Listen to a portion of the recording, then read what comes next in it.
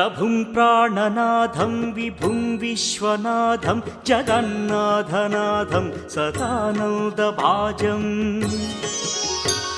भवद्भव्यभूतेश्वरं भूतनाथं शिवं शङ्करं शम्भुमीशानमीडे गळेरुण्डमालं तनौ सर्पजालं महाकालकालं गणेशाधिपालम् जटाजूटगङ्गोत्तरं गैर्विशिष्यं शिवं शङ्करं शम्भुमीशानमीडे मुदामाकरं मण्डनं मण्डयन्तं महामण्डलं भस्मभूषाधरन्तम्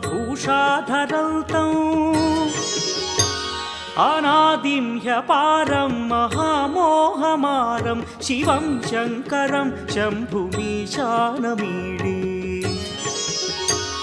वटाधो निवासं महाट्टाट्टहासं महापापनाशं सदा सुप्रकाशम्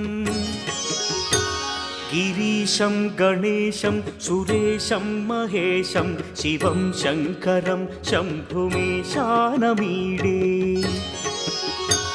गिरीन्द्रात्मजा सङ्गृहीतार्थदेहं गिरौ संस्थितं सर्वदा पन्नगेहम् परब्रह्म ब्रह्मादिभिर्वन्द्यमानं शिवं शङ्करं शम्भुमीशानमीडे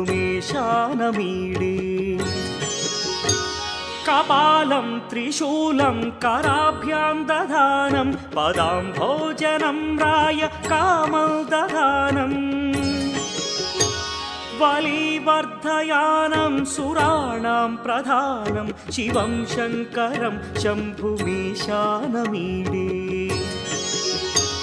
शरच्चन्द्रगात्रं गणानन्दपात्रं त्रिनेत्रं पवित्रं धनेशस्य मित्रम्